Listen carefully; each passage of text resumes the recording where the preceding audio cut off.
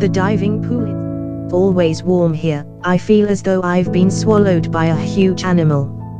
After a few minutes, my hair, my eyelashes, even the blouse of my school uniform are damp from the heat and humidity, and I'm bathed in a moist film that smells vaguely of chlorine. Far below my feet, gentle ripples disrupt the pale blue surface of the water. A constant stream of tiny bubbles rises from the diving well. I can't see the bottom. The ceiling is made of glass and is very high. I sit here, halfway up the bleachers, as if suspended in midair. Jun is walking out on the 10-meter board. He's wearing the rust-colored swimsuit I saw yesterday on the drying rack outside the window of his room. When he reaches the end of the board, he turns slowly, then, facing away from the water, he aligns his heels. Every muscle in his body is tensed, as if he were holding his breath. The line of muscle from his ankle to his thigh has the cold elegance of a bronze statue. Sometimes I wish I could describe how wonderful I feel in those few seconds from the time he spreads his arms above his head, as if trying to grab hold of something, to the instant he vanishes into the water. But I can never find the right words. Perhaps it's because he's falling through time, to a place where words can never reach. Inward 2.5 in the tuck position, I murmur. He misses the dive. His chest hits the water with a smack and sends up a great spray of white. But I enjoy it just the same, whether he misses a dive or hits it perfectly with no splash. So I never sit here hoping for a good dive, and I am never disappointed by a bad one. Jun's graceful body cuts through these childish emotions to reach the deepest place inside me. He reappears out of the foam, the rippling surface of the water gathering up like a veil around his shoulders, and he swims slowly toward the side of the pool. I've seen pictures from underwater cameras. The frame is completely filled with deep blue water, and then the diver shoots down, only to turn at the bottom and kick off back toward the surface. This underwater pivot is even more beautiful than the dive itself. The ankles and hands slice through the water majestically, and the body is completely enclosed in the purity of the pool. When the women dive, their hair flutters underwater as though lifted in a breeze, and they all look so peaceful, like children doing deep breathing exercises. One after the other, the divers come slipping into the water, making their graceful arcs in front of the camera. I would like them to move more slowly, to stay longer, but after a few seconds their heads appear again above the surface. Does Jun let his body float free at the bottom of the pool, like a fetus in its mother's womb? How I'd love to watch him to my heart's content as he drifts there, utterly free. I spend a lot of time on the bleachers at the edge of the diving pool. I was here yesterday and the day before, and 3 months ago as well. I'm not thinking about anything or waiting for something. In fact, I don't seem to have any reason to be here at all. I just sit and look at Jun's wet body. We've lived under the same roof for more than 10 years, and we go to the same high school, so we see each other and talk any number of times every day. But it's when we're at the pool that I feel closest to Jun, when he's diving, his body nearly defenseless in only a swimsuit, twisting itself into the laid-out position, the pike, the tuck. Dressed in my neatly ironed skirt and freshly laundered blouse, I take my place in the stands and set my school bag at my feet. I couldn't reach him from here even if I tried. Yet this is a special place, my personal watchtower. I alone can see him, and he comes straight to me. I pass the shops near the station and turn from the main road onto the first narrow street heading south, along the tracks. The noise and bustle die away. It's May now, and even when I reach the station after Jun's practice, the warmth of the day lingers in the air. After I pass the park, little more than a sandbox and a water fountain, the company dormitory, and the deserted maternity clinic, there's nothing to see but rows of houses. It takes more than 25 minutes to walk home, and along the way the knot of people who left the station with me unravels and fades away with the sunlight. By the end, I'm usually alone. A low hedge runs along the side of the road. It eventually gives way to trees, and then the cinder block wall, half covered with ivy, comes into view. In the places where the ivy doesn't grow, the wall has turned moss green, as if the blocks themselves were living things. Then the gate, standing wide open, held back by a rusted chain that seems to prevent it from ever being closed. In fact, I have never seen it closed. It's always open, ready to welcome anyone who comes seeking God in a moment of trouble or pain. No one is ever turned away, not even me. Next to the gate is a glass-covered notice board with a neon light, and on it is posted the thought for the week: who is more precious, you or your brother? We are all children of God, and you must never treat your brother as a stranger. Every Saturday afternoon, my father spends a long time looking through the Bible before carefully grinding ink on his stone and writing out this thought. The smell of the ink permeates the old box where he keeps his brushes and grinding stone. He pours a few drops from the tiny water pot into the well of the stone, and then, holding the ink stick very straight, he grinds the stick into a dark liquid. Only when he finishes this long process does he finally dip his brush. Each gesture is done slowly, almost maddeningly so, as if he were performing a solemn ritual, and I am always careful to creep quietly past his door to avoid disturbing him. Attracted to the neon light, countless tiny insects crawl on the notice board among my father's perfectly formed characters. At some point, evening has turned to night. The darkness inside the gate seems even thicker than outside, perhaps due to the dense foliage that grows within. Trees are planted at random along the wall, their branches tangled and overgrown. The front yard is covered in a thick jumble of weeds and flowers. In this sea of green, two massive ginkgo trees stand out against the night sky. Every autumn, the children put on work gloves to gather the nuts. As the oldest, Jun climbs up on one of the thick branches and shakes the tree, and then the younger children run around frantically amid the hail of nuts and dried yellow leaves. Passing near the trees always makes me think of the soft skins surrounding the nuts, squashed like caterpillars on the soles of the children's shoes, and of the horrible odor they spread through the house. To the left of the ginkgo trees is the church, and at an angle beyond, connected by a covered corridor, the building we call the lighthouse. This is my home. The pale blue moisture I absorbed in the stands at the pool has evaporated by the time I reach here. My body is dry and hollow. And it is always the same, I can never simply come home the way other girls do. I find myself reading the thought for the week, passing through the gate, entering the lighthouse, and something always stops me, something always seems out of place.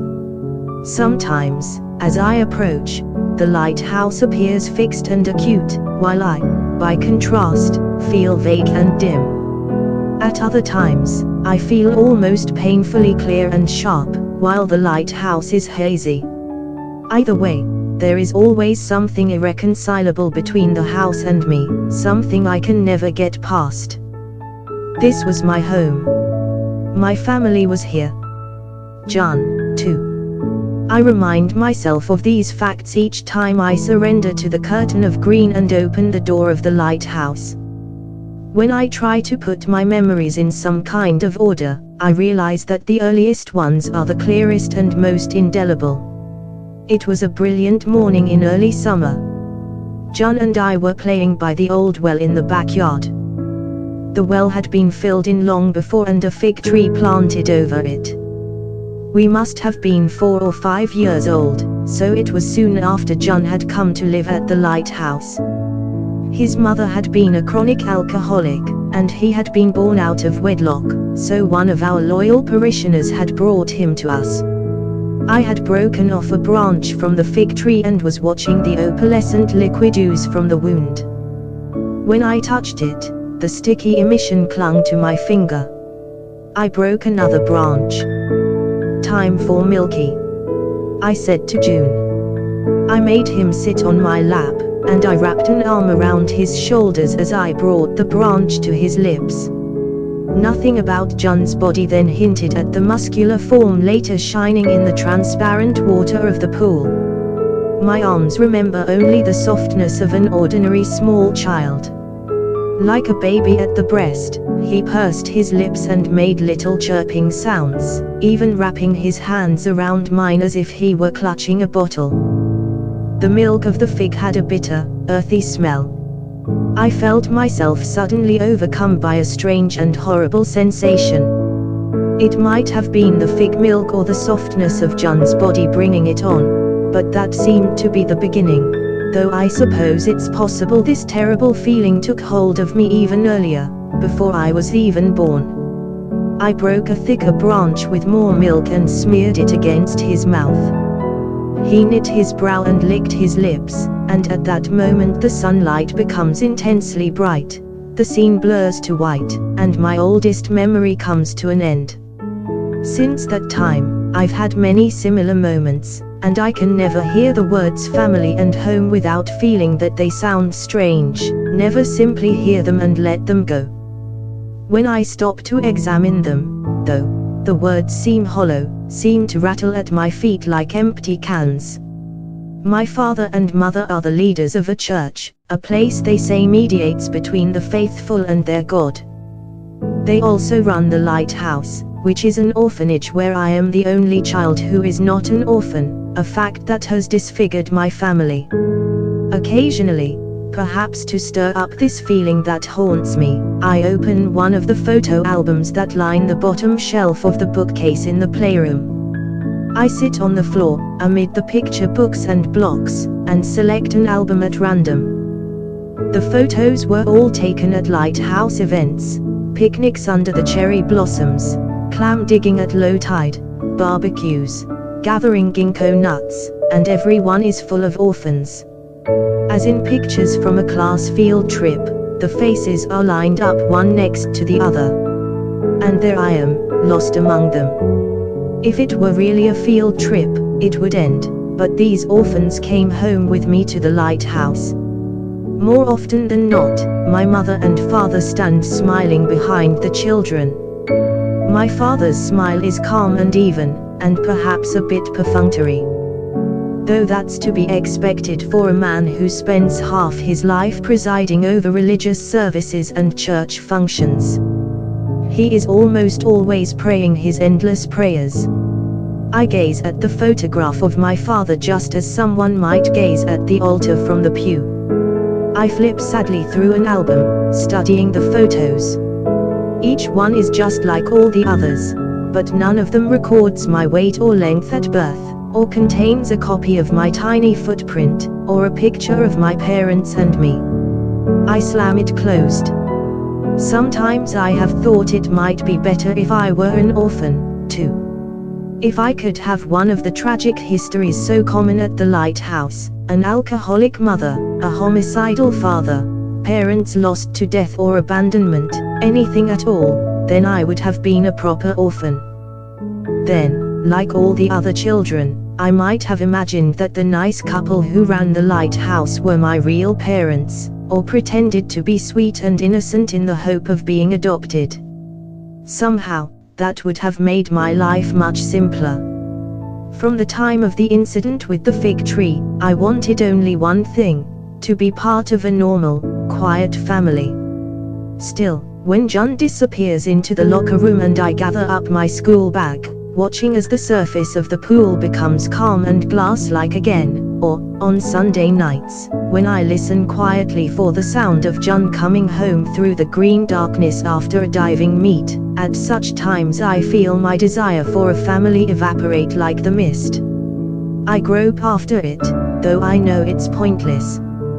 There are so many useless things in this world, but for me, the most useless of all is the lighthouse. Jun came home. He had a meeting after practice, so he was an hour behind me. Once a week or so, I managed to guess when he'd show up, and then I'd be waiting for him, casually perched on the couch or standing near the telephone in the hall. If the children or the staff or my parents, or most of all John himself, had realized that I was waiting for him, things would have been terribly complicated, so I was careful to make my presence seem accidental. I felt ridiculous, but I kept to my post, making pointless calls to school friends or flipping through magazines. The front hall was usually quiet and empty in the evening. It is a plain room, with nothing but a frayed sofa and an old-fashioned telephone. The floorboards have a yellowish cast under the bare light bulb. This evening, I gave myself permission to wait for June. He came through the door, dressed in his school blazer and carrying his backpack and gym bag. "Hello," I said. "Hi." Even the most ordinary words seemed to move me when they came from John's mouth.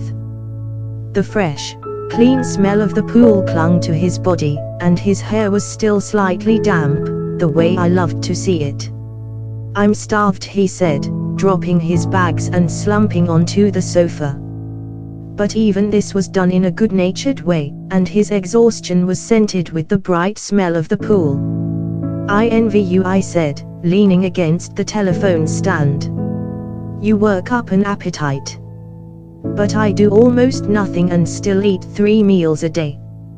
There's something pointless about that sort of hunger. You should take up a sport," he said. I shook my head without looking up. "I'd rather watch," I said, wincing at my own words. Those hours at the pool were my private indulgence, and I made a point of sitting as far as possible from the diving platform in order to keep them secret. I was also careful to avoid running into John or his teammates at the entrance to the gym, so it was possible that he'd never realized I was there.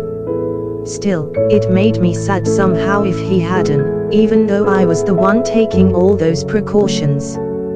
He'd never put me on the spot by telling me he'd seen me, or by asking what I was doing at the pool. But I felt our bond would be somehow stronger if he knew and had made a point of letting me go on. "I hurt my wrist today," he said. "I must have hit the water at a funny angle." "Which one?" He shook his left wrist to show me. Because his body was so important to me, I lived in fear that he would injure it. The flash in his eyes as he was about to dive, the glint of light on his chest, the shapes of his muscles, it all aroused in me a pleasant feeling that usually lay dormant. "Are you all right? The preliminaries for the inter-high meet are coming up, aren't they?" "It's not serious," he said, leaving it at that. To enter the pool like a needle, creating the least possible splash, John had to align his wrists perfectly at the instant he hit the surface of the water. Because he had been diving for so long, he had the strongest wrists I'd ever seen. Just then, we heard the sound of slippers along the corridor, and Naoki ran into the room. "Hi, John. Could you do a handstand?" He danced around John like an excited puppy. He was 3 years old and suffered from asthma, which left his voice hoarse. "Okay, but not right now," John said, rising from the couch and catching Naoki in his arms. The children at the lighthouse loved John, perhaps because he was extraordinarily good to them. They loved him just as I loved him, and everyone seemed to want to touch him.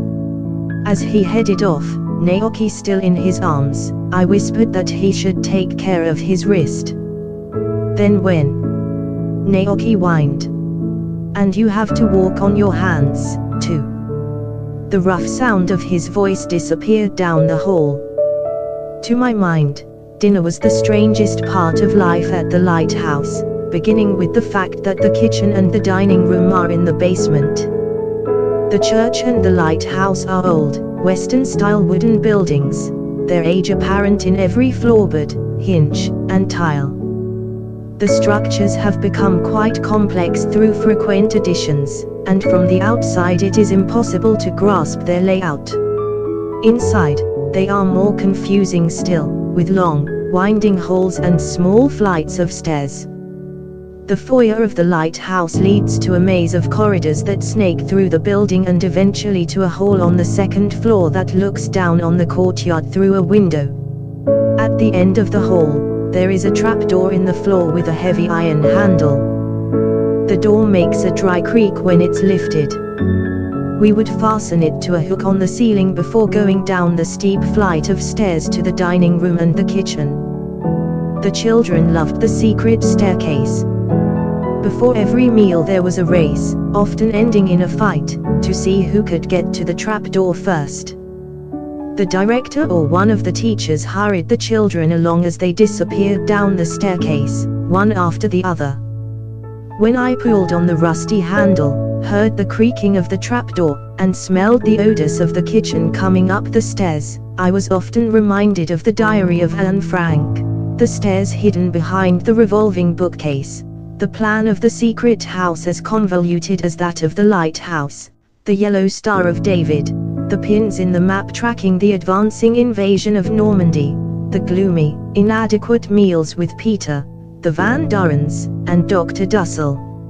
Like Anne, I could feel my appetite diminish with each step I took down the secret stairs of the lighthouse. Though the kitchen and dining room are partially underground, they were neither dark nor damp. There are a number of large windows overlooking the garden to the south, and from the windows to the north, light filters in through the woods.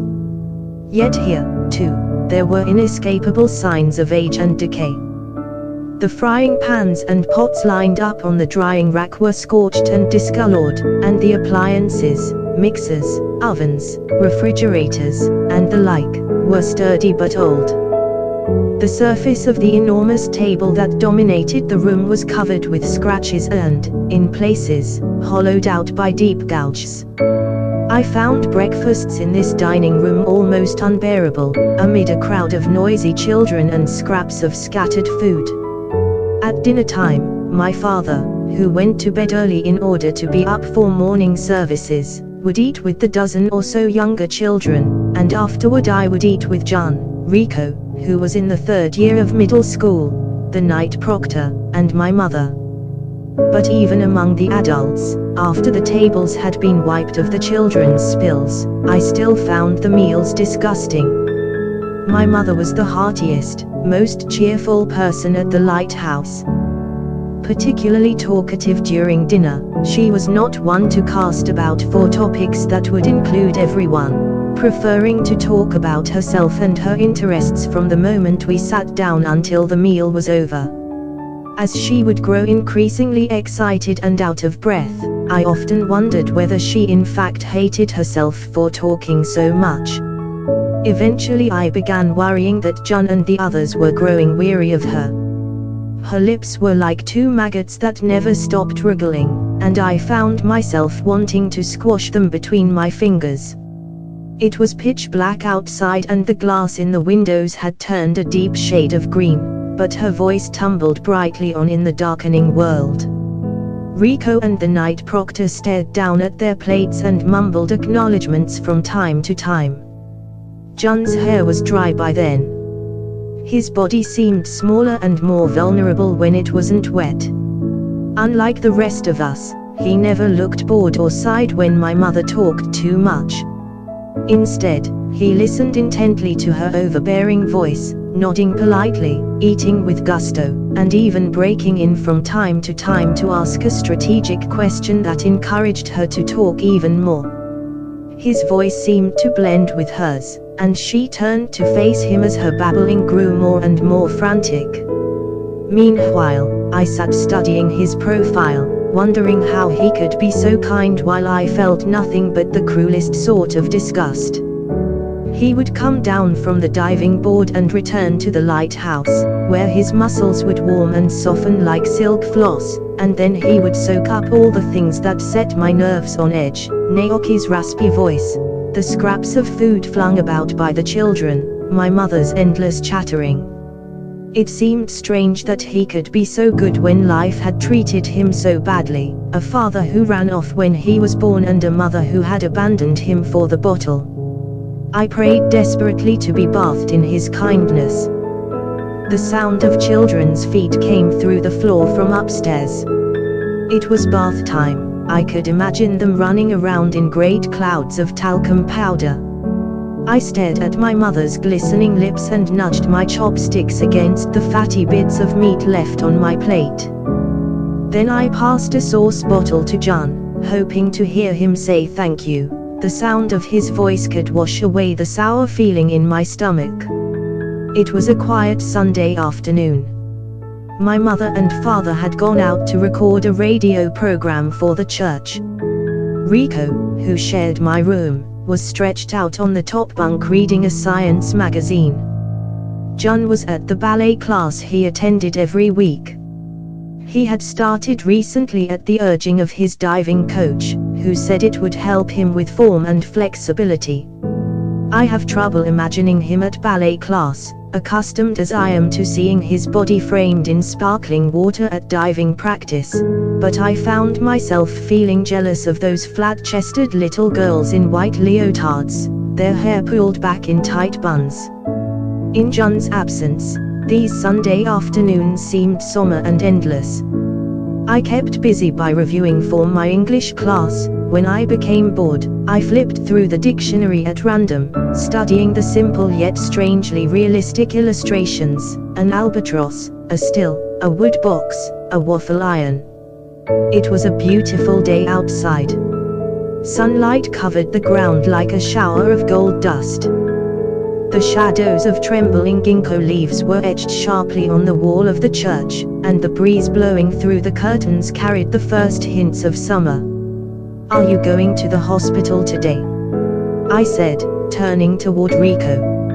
"No, not today," she replied without looking up from her magazine. Rico had come to the lighthouse less than 6 months earlier. My parents had carried in boxes stuffed with books and tired, out-of-fashion clothes, and then Rico herself had appeared at the door of my room. She was heavyset and taller than I was, and she wore thick glasses. Though she was only in middle school, her flesh seemed to sag in places, like the body of a middle-aged woman. "Pleased to meet you," she said, lumbering into the room as if her body were a burden. It was rare for someone as old as Rico to come to the lighthouse. Most children were brought as infants and were adopted while they were still young. John was the first to reach high school age while still living here. Rico's parents were both in a mental hospital. Their problems were apparently very serious, with no hope that they would recover and return to normal life. "They'll miss you if you don't go." I knew that she didn't like talking about her parents, but I brought them up as often as possible. The children here suffered from almost every imaginable misfortune, yet it struck me as particularly bad luck to have both parents go crazy, one after the other. "I wish they would miss me," she said. Closing the magazine, she sat up on the bed and took off her glasses. "I'd be glad if they did." With her glasses off, her eyes were so small it was hard to tell where she was looking. "And that's what makes you so sad?" I asked. She blinked nervously but said nothing. Her vacant stare confounded my efforts to understand what she was feeling. Her lips were pursed in what might have been a faint smile, but it might also have been a wounded frown. There were several seconds of icy silence. "The hooks have come undone," she said at last, as if talking to herself. "Hooks? That's right. The ones that kept my mother and father and me together. They've come undone and there's no way to get them fastened again." Sometimes she spoke like a young lady from a good family. I wondered what sort of sound was made when the hooks holding together a family came apart. Perhaps a dull splat, like the sound of a ripe fruit splitting open. Or maybe it was more like an explosion, when you mix the wrong chemicals. Riko was still looking down at me blankly, the fat on her cheeks and chin hiding her feelings. She put her glasses on again, stretched out on the bed, and went back to her magazine. Perhaps the wounds she'd received when the hooks broke were still raw. But since I'd never been hooked to anything, I couldn't see much difference in our luck. I turned back to the desk and began writing unintelligible English words in my notebook. The children were even louder now, but their noise had no effect on the silence that fell between us.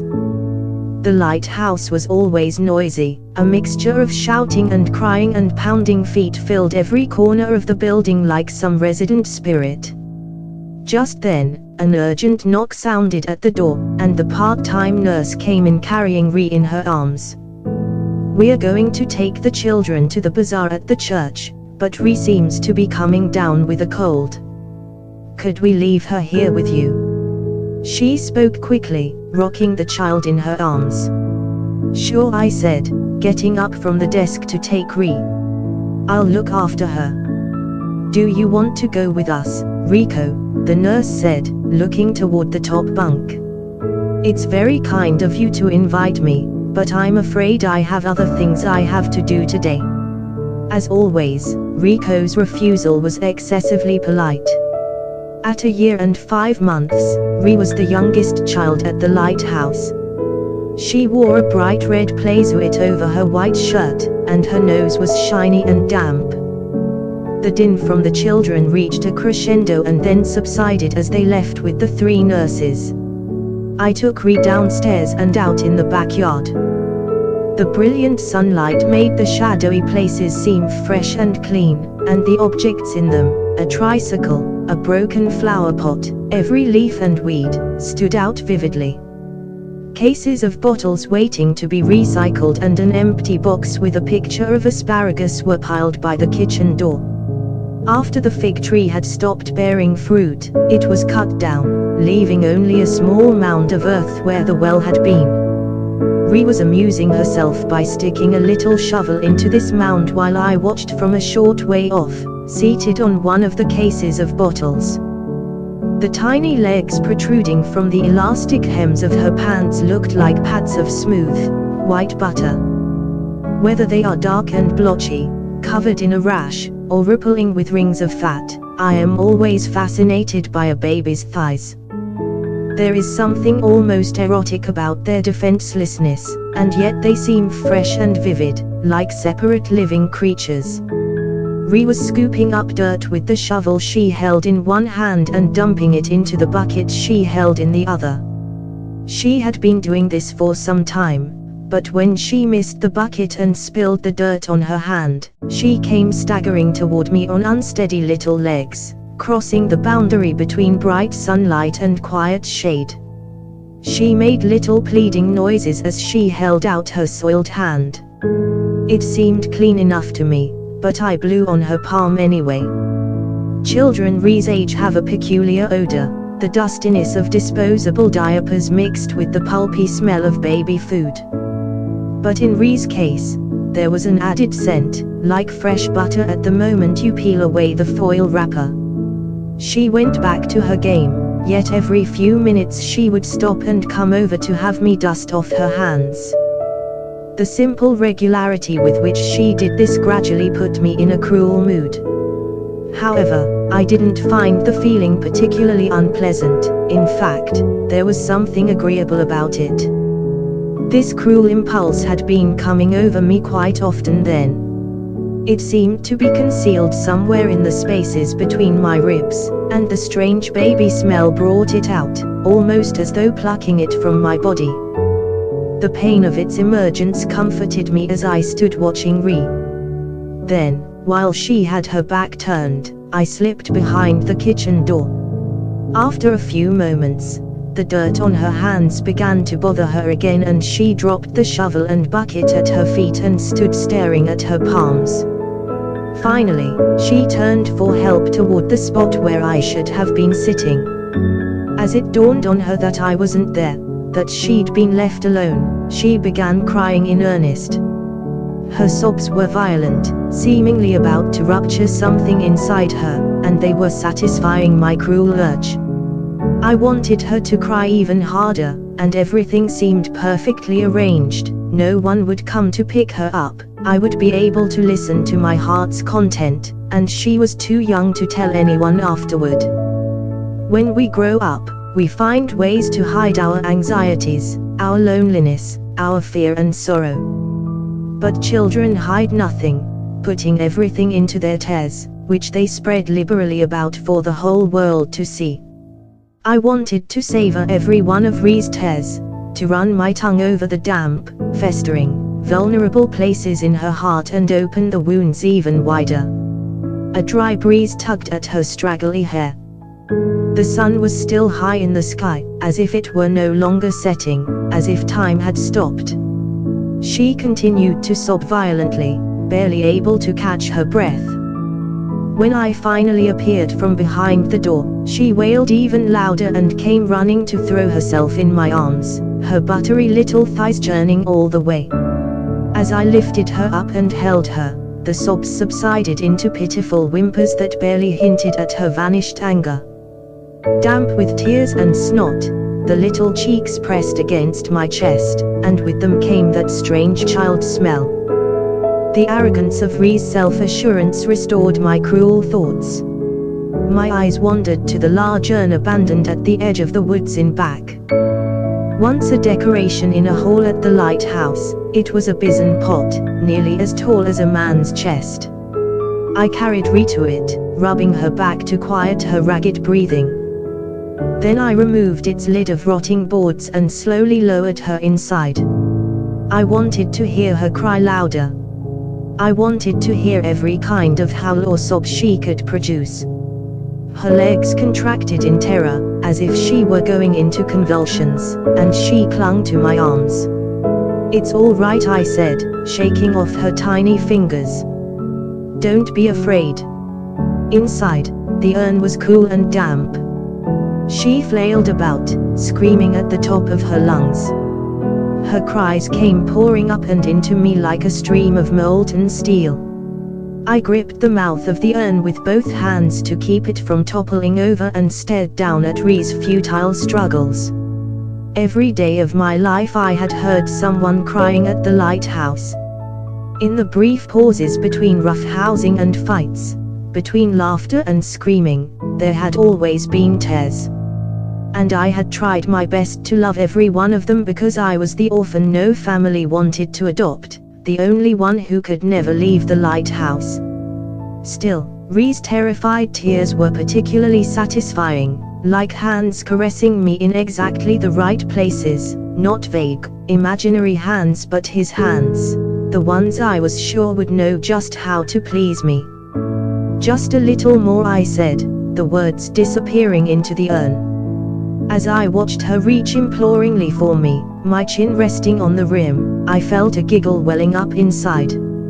I had been asleep for some time that night when suddenly I woke. The room wasn't hot, nor had I had a bad dream. Still, I was immediately awake and alert, as if I'd never slept, as if I were shining brightly in the darkness. It was so quiet I thought I could hear the children breathing next door. Rico seemed to be sleeping peacefully, and the springs groaned as she turned heavily in bed. I took the alarm clock from the bedside table and held it close to my face. 2 a.m. I'd slept just 2 hours, but I felt refreshed. It seemed impossible that morning was still far off. Then, in the darkness and silence, I heard the faint sound of running water, so faint I suspected it might disappear altogether if I stopped listening. As I lay in bed picturing this stream, my mind became calm and clear. I got up and looked out the window. The world was still, everything seemed to be asleep, the ginkgo tree, the thought for the week, the rusted chain on the gate, except for the water in the distance. I slipped quietly out of the room, following the sound. The upstairs hall was dark, lit only by the bare bulb on the landing. The doors to the children's rooms were tightly shut. The floor was cool against my feet, As I descended the stairs, the sound grew more distinct. I stood at the end of the longest hall in the lighthouse, the one that led to the underground dining room, and spied John at the sink across from the bathroom, washing his swimsuits under one of the 4 faucets. "What are you doing up so late?" I said, staring at his wet, soapy hands. "Sorry, did the noise wake you?" Even here in the dark, in the middle of the night, his voice was clean and sharp. For some reason, when I'm washing my suits and the house is still, I can think about diving. About diving. I go over the dives in my head, the approach, the timing of the bounce, the entrance. His hands went on with their work as he talked. If you picture a perfect dive over and over in your head, then when you get up on the board you feel as though you can actually do it. He washed the suits carefully, turning them inside out and rubbing them against the tiles in the sink. I loved the look of his fingers, moving so vigorously. When I was with him, I found myself wondering how he could be so pure and innocent. "You love to dive, don't you?" I couldn't think of anything else to say. "I do," he said. 2 words, but they echoed inside me. If I could have just those 2 words all to myself, I felt I would be at peace. When I'm diving I get completely absorbed in the moment, at least for those few tenths of a second. There was no doubt that John, suspended in midair, from the time he left the board to the time he entered the water, was the most exquisite embodiment of him, as if all his good words and deeds were wrapped around his beautiful body and left to fall free through the air. We stood in our pajamas, our images reflected in the line of mirrors above the sink.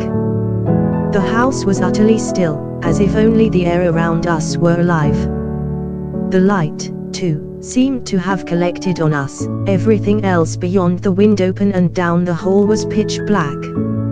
We inhabited some separate, extraordinary moment in time. John had splashed water on his pajamas, and I could see the muscles of his chest even through the loose material. I felt like a weepy child, longing to be enfolded in his arms. "Let me help you," I said, forcing myself to sound cheerful, afraid that unless I spoke I would be crushed by desire. "Thanks," he said.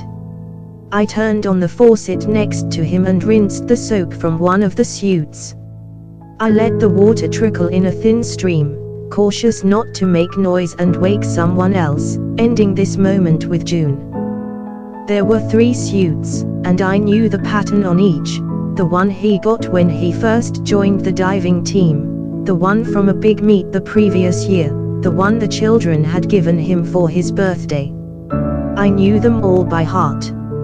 As I stood with my hands submerged in the water, feeling John next to me, I had a deep sense of peace. Perhaps it was the pleasure of holding something that had been so close to him. I thought back to a time when we were younger and could play together innocently, a time when John's body held no particular significance for me. "Do you remember the day we had snow here in the hallway?" I asked, staring at the soap bubbles as they slid down the tiles. "Snow? Here in the hall?" He turned to look at me. It was about 10 years ago. I'd had a wonderful dream, and I woke up early. When I looked outside, everything was covered with snow, more than I'd ever seen. The children were still asleep.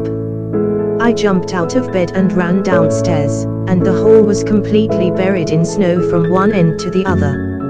Really? But why would there have been snow in the house? It blew in through the cracks in the roof.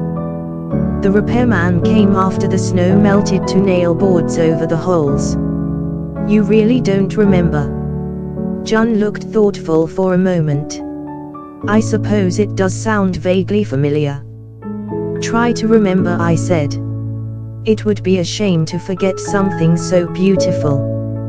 The best part was seeing the hall before anyone came along to make footprints. I finished rinsing the suit and set it on the ledge above the sink. Then John handed me the next one. It was amazing. I just stood there feeling like I was the only one awake in the whole world. But I wasn't, someone else was looking at the snow. Who? I could feel his eyes on me. You.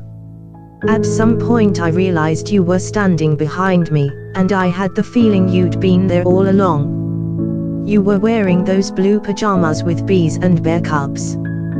John's hands stopped moving for a moment. And yours were polka dots, he said. That's right. We stood there, just the two of us, like we are now. I put the second suit next to the first one. The memory of the soft snow, another extraordinary moment we had shared long before, came back to me through the soles of my feet. It had seemed like a dream, far removed from reality, and yet there had been something amazingly vivid about the snow and being there with June. I remember being delighted to be alone in that special place, just the two of us, but I'm sure it must have been even more wonderful then, when we were young and knew nothing about the pain of growing up. You said we should dive into it, I continued.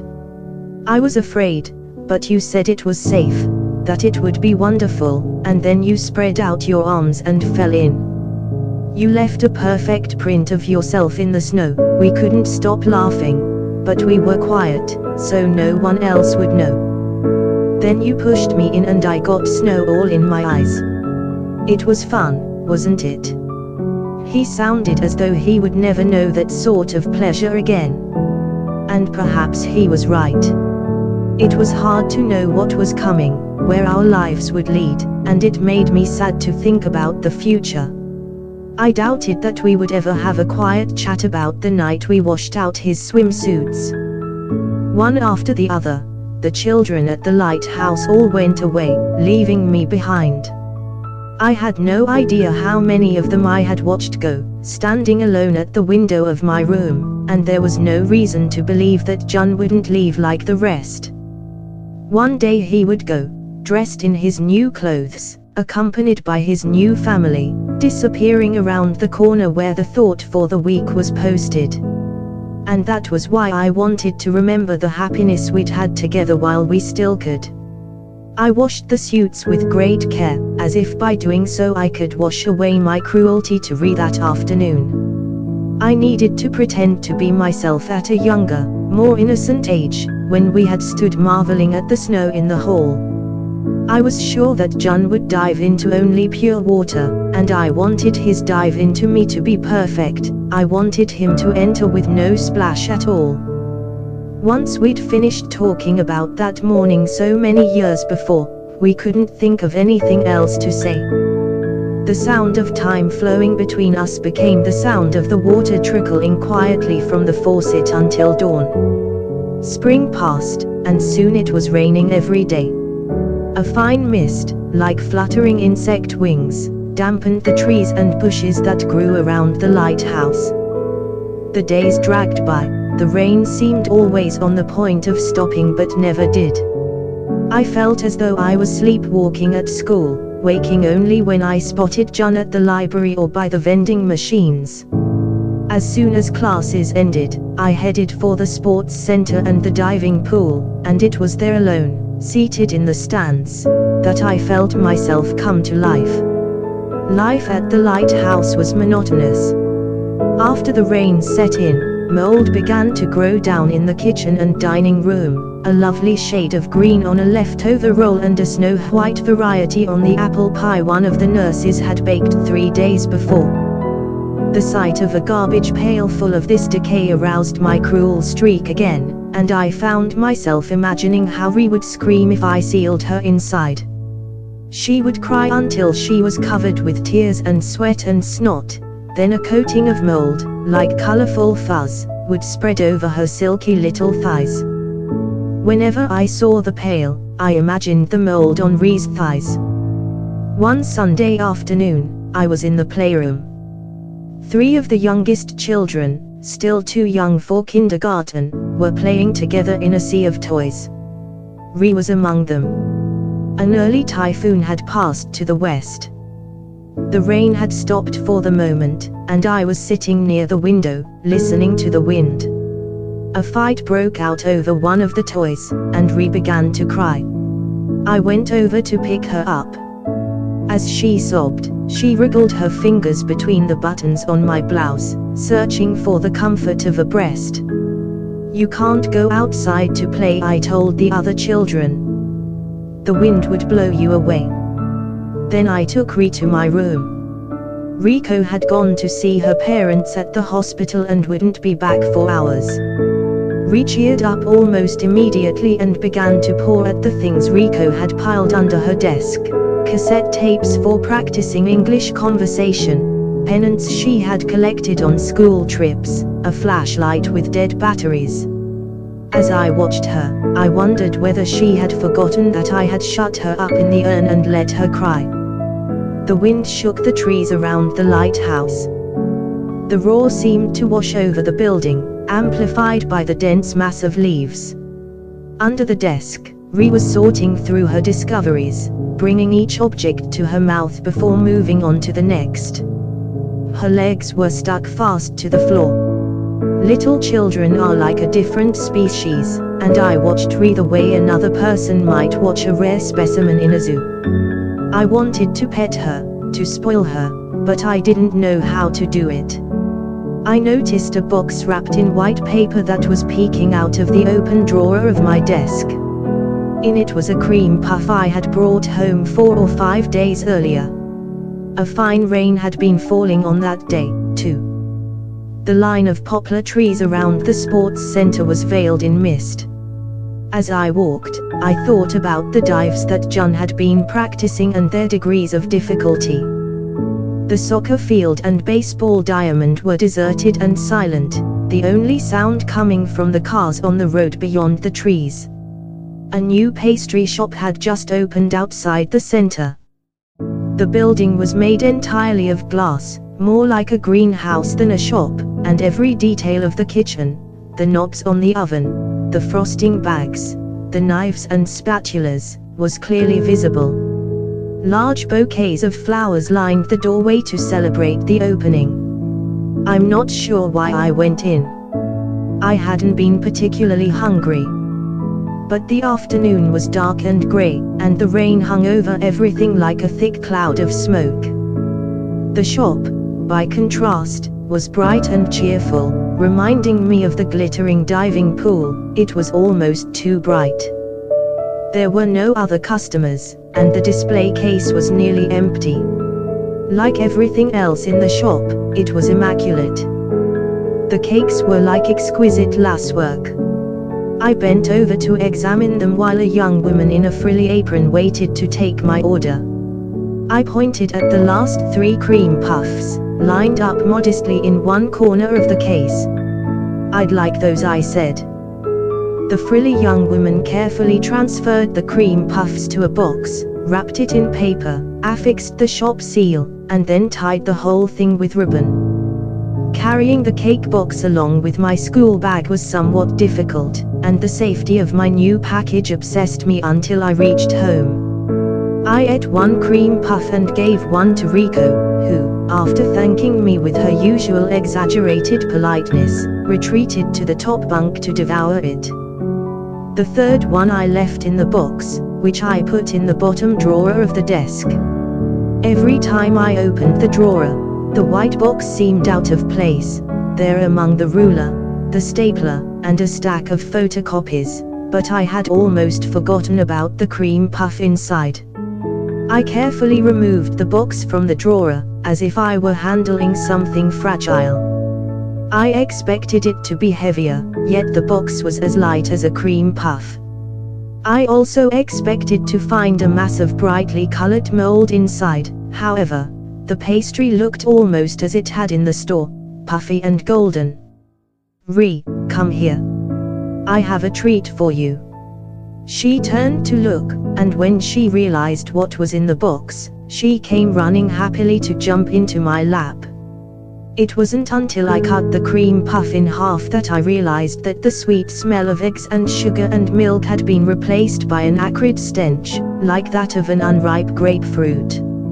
As Ree's lips sank into the cream, the smell filled the room. It nearly made me sick, but Ree devoured the pastry. Her eagerness was almost painfully sweet to see. "Is it good?" I asked, but the wind drowned out the question. I put the uneaten half of the cream puff back in the box and took it down to the garbage pail in the kitchen. The wind continued to blow as the night wore on. The heat and humidity made sleep difficult. Every time I started to doze off, the sweltering air would drag me back from my dreams. Rico had returned from visiting her parents, eaten a few pieces of chocolate, and gone to sleep without even brushing her teeth. As I listened to her sugary breathing, I could feel any chance of sleep slipping away. I was about to check the clock to see how much time had passed when I suddenly heard footsteps in the hall. A door opened somewhere and then closed again, and I could hear anxious whispering. I kicked off my damp quilt and unfastened another button on my pajamas. Staring at the slats of the bed above me, I tried to make out what the voices were saying. I was wide awake now, my nerves jangling. After a few minutes, I could distinguish my mother's voice over the rest. The others were muffled and subdued, but she sounded as agitated and sharp and somehow self-satisfied as ever. Even Rico was roused from her deep sleep and leaned over to look down at me. "What's happening?" she said. I got out of bed, ignoring her question. My body felt strangely stiff, and I realized that I was exhausted from so many hours of trying to get to sleep. I opened the door and stood for a moment with my eyes closed, waiting to adjust to the light. "Arya," my mother called, pressing her hand to the front of her worn nightgown. "Ree's sick. She has a fever and terrible diarrhea, and she's been vomiting all night. Her lips are dry, and she has a strange rash. I don't know what's wrong with her. I wanted to call an ambulance, but your father said we should get that Dr. Nishizaki, the one with the clinic near the station. He says Nishizaki is a member of the church, so God will look after her. They are calling him now, but it's terrible, and in the middle of the night, all we can do is pray." "Oh, Arya." The words came spilling out in one breath. The night nurse and the other employees who lived at the lighthouse stood around her, their faces drawn with fatigue and anxiety. There was something in my mother's tone hinting that she found the emergency almost thrilling. I pressed my hands over my aching eyes, wondering why she insisted on chattering like that, why she had to explain everything when I already knew what had happened. At that moment, Jun came up the stairs. I got through to Dr. Nishizaki. He said to bring her right away. He went into the children's dormitory and came out holding Ree. She lay like a limp rag in his arms. Her cheeks and hands and thighs were covered with pale pink spots, as if her body had rotted with the cream puff and was growing pink mold. Jun carried her down the stairs, and everyone followed. My father was waiting in the car out front, the engine already running. Jun climbed in beside him, still cradling Ree. Though I was responsible for her condition, I found myself watching Jun instead. He seemed so brisk and decisive, and his arms were muscular as they embraced Ree. His sincerity was almost more than I could bear. Whenever there was an emergency, the time I fell in the river, the grease fire in the kitchen, or the earthquake that knocked over the china cabinet, Jun always managed to calm and reassure the rest of us. It was sad that someone could be so kind. The sound of the car engine faded into the night.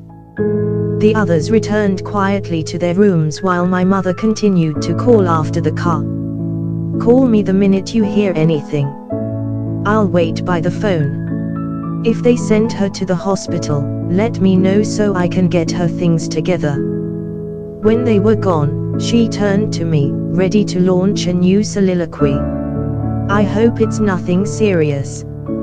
but I just nodded vaguely and said nothing, wanting to be alone with my thoughts of June. I returned to the pool as soon as I could. It seemed all the more precious after I'd tasted deeply of my own cruelty. The ripples reflecting on the glass roof, the smell of the water, and above all the purity of Jun's glistening body, these things had the power to wash me clean. I wanted to be as pure as Jun, even if for only a moment. In the end, Ri had gone on to the hospital. They said she vomited until there was nothing left and then slept for 2 days, as still and cold as a mummy. My mother went to the hospital to take care of her and came home with long reports. I wondered whether they'd found any trace of the cream puff. I'm not sure how I would have felt if Ri had died, how I would have made sense of what I'd done. Because I had no idea where the cruelty came from, I could look at Jun's arms and chest and back without feeling the slightest remorse for having hurt Ri. I was alone in the bleachers. It was as warm as ever. Voices and splashing hung like fog over the competition pool and the children's pool beyond it, while here there was nothing but the quiet splash of a diver entering the water, and then another. Jun was wearing a navy blue suit with the insignia of our school embroidered at the waist, one of those we'd washed that night in the hall as we'd talked about the snowy morning. It was wet and clung to his hips. He had a habit of pulling at the wristbands he wore on each arm as he made his way to the end of the board. Then he would spend a long time getting the position of his feet exactly right. Back 2.5 in the pike position, I murmured. It was a beautiful dive. His body was straight and perpendicular to the water at entry, and there was almost no splash. A few bubbles rose from the bottom, and then the surface was glassy again. I liked pike dives better than tucked or twisting ones. When the body is bent at the hips and the legs and feet extended, the tension in the muscles is exquisite. I liked that shape of his body, with his forehead pressed lightly against his shins and his palms wrapped behind his knees. As his legs traced a perfect circle in the air, like a compass falling through space, I could feel his body in mine, caressing me inside, closer and warmer and more peaceful than any real embrace. Though he had never held me in his arms, I was sure this feeling was true. I let out a long breath and crossed my legs. The other members of the team took their turns diving, and between dives the coach shouted instructions through a megaphone. The swim team was practicing in the competition pool. A girl, apparently the team manager, was leaning out over one of the starting blocks and timing the laps with a stopwatch. Everyone except me was hard at work, but I, too, had a purpose in being here, to heal myself. It wasn't until I'd passed the dressing rooms and the line of vending machines in the lobby that I realized it was raining. A hazy sun had been shining all day, so I was surprised by the sudden change. Sheets of rain drenched the sports center, turning the poplars and the scoreboard and the soccer field dark gray. The enormous raindrops sent up miniature detonations as they hit the ground. I stood helplessly by the door. It would take at least 5 minutes to get to the station, no matter how fast I ran. In rain like this I'd be soaked in 5 seconds. The prospect of riding home on a packed, rush-hour train in wet clothes seemed too depressing. The couch in the lobby was already full of people waiting out the storm, while others were lined up at the payphone to call for cabs. Seeing no alternative, I went outside. The air smelled of rain, of earth dissolved in rain. I sat down on the steps under the eaves and watched the drops pelting the ground. From time to time they splashed up on my socks. Jun would still be at the team meeting or taking a shower, but I was worried that he would come out before it stopped raining. I had no idea how to face him if he found me sitting here. He would appear as he always did, fresh from his beloved practice, and I would be stained with the traces of Ri's tears and her rosy pink rash, which the pool had failed to wash away. I was about to run out into the rain when someone called my name. Arya. Jun's voice stopped me. I turned to find him standing above me on the steps. He looked fresh and clean, exactly as I'd imagined him, and for a moment I only watched him, unable to think anything to say. "This is unbelievable," he said, his eyes moving from me to the rain. "It is," I said. We stood on the steps, watching in silence. We had to stand close together to avoid getting wet, and through my skirt I could feel his gym bag rubbing against my leg. I was grateful that he hadn't asked me why I was here, as if I had been forgiven some trespass. The rain was falling even harder, blotting out the world beyond the eaves. "What happened to the rest of the team?" I asked. He was too close for me to turn to look at him. "The coach gave them a ride home," he said, still gazing out at the rain. "Why didn't you go with them?" "Because I saw you leaving." "Oh," I muttered. I wanted to apologize or thank him, but the words that came out of my mouth were the most dreary, practical ones. "Do you have an umbrella?" He shook his head. "It wouldn't help much anyway," he said. "It's raining too hard. We should just stay here a while." "Stay here a while," I repeated slowly to myself, and with each repetition the meaning seemed to change, becoming "I want to stay here, then I want to stay with you." A taxi stopped in front of the building, its wipers beating frantically. A group of children who must have finished their swimming lessons came running out past us and dove into the cab, trailed by their mothers. But all the sounds, the hurried footsteps, the drone of the taxi's engine, were drowned out by the rain. The only noises that reached my ears were Jun's breathing and the thunder rumbling in the distance. The raindrops continued to assault us, soaking Jun's shoulder. The fabric of his shirt clung to the curve of his back, but he seemed oblivious, listening for the thunder with childlike enthusiasm. When I was with Jun, I often thought about our childhood. I recalled all the games we had played, just the two of us, in various places around the lighthouse. I had been alone with him when he drank the milk from the fig tree, and when we discovered the snowy hall. None of his school friends or his teammates or the other children at the lighthouse shared these memories. I was the only one who had seen the expressions on his face at these moments, and I kept those images locked away like a bundle of precious letters. Then, from time to time, I would take them out to go over again. Still, as time passed, the letters were becoming faded and brittle in my hands, and at some point, I stopped adding new ones to the bundle. Perhaps it was when Jun and I stopped being children, when the mere thought of him began to cause me pain, as it does still. The thunder rumbled off into the distance. The rain, however, was as heavy as before. The damp spot on Jun's shoulder continued to spread, and I began to worry that he was getting cold. "We should go inside," I said, tugging him by the elbow. He took one last look beyond the eaves and nodded. We passed through the lobby and headed back to the pool. There was no one left in the diving well, but several men in swimsuits and t-shirts were collecting the kickboards and mopping the deck. The lights had been turned down. It seemed like a different place. Evening had arrived here even sooner than in the rainy world outside.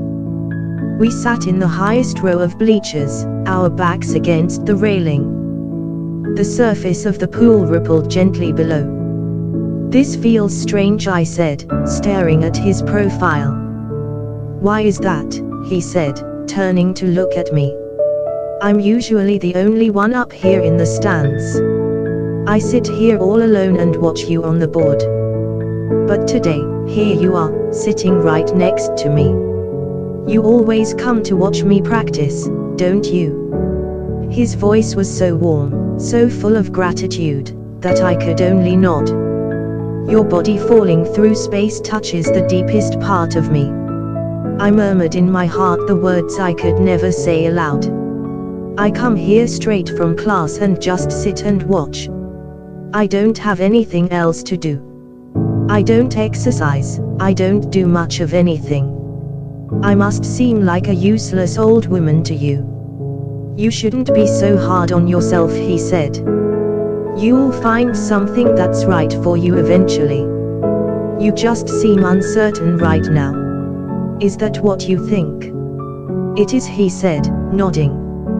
I wasn't at all sure whether I was uncertain or not, but he seemed so completely convinced that I let it drop. I suddenly felt quite peaceful, and I didn't know what to do next. My desires seemed simple and terribly complicated at the same time, to gaze at Jun's wet body and to make Ri cry. These were the only things that gave me comfort. The mops scraped across the floor. The water level in the pool had fallen, as if a plug had been pulled, revealing a pattern of tiles in the wall. You never seem uncertain, I said, kicking my toe against the school bag I had left at my feet.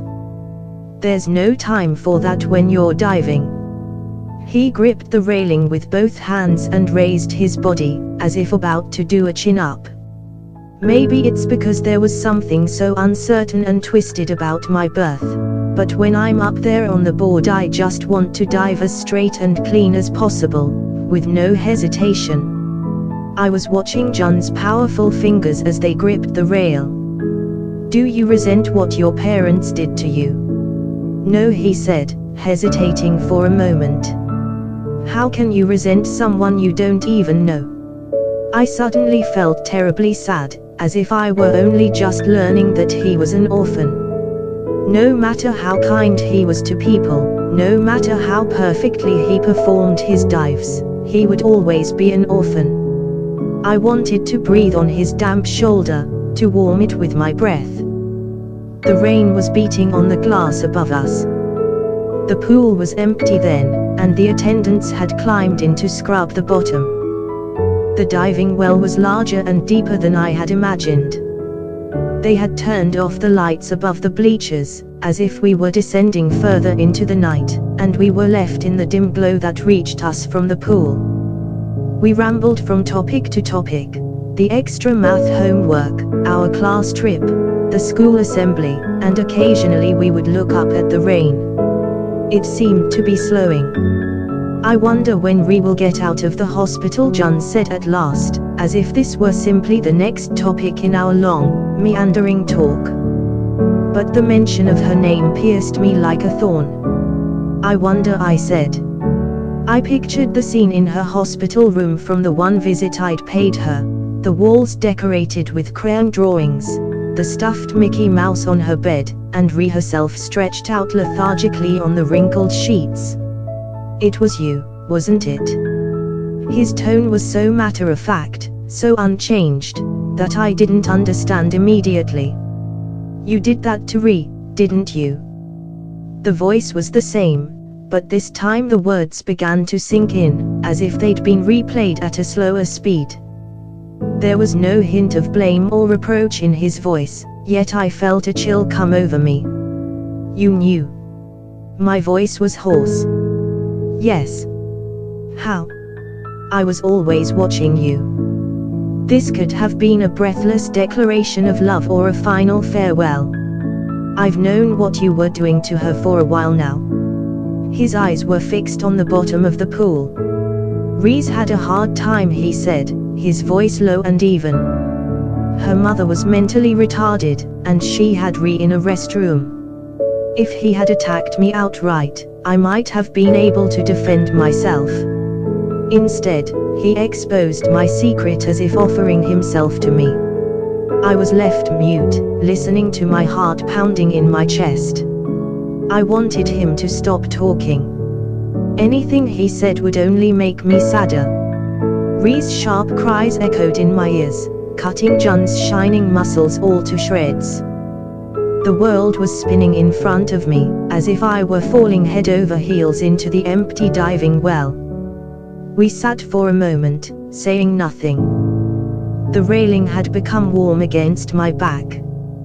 "We'll be locking up soon," one of the men called from the bottom of the pool. The spinning slowed. "Okay," Jun called back. "I hope the rain stopped," he added, looking up at the ceiling. As I traced his profile with my eyes, I realized that I could never ask anything of him again, not caresses, not protection, not warmth. He would never dive into the pool inside me, clouded as it was with the little girl's tears. The waves of regret were gentle, but I knew they would ripple on forever. "Let's go," he said, resting his hand on my shoulder. "Where?" His palm was almost painfully warm. "Home, to the lighthouse." His voice reached me through the hand on my back. It struck me as a terrible joke that we were going home together, but I rose, nodding obediently.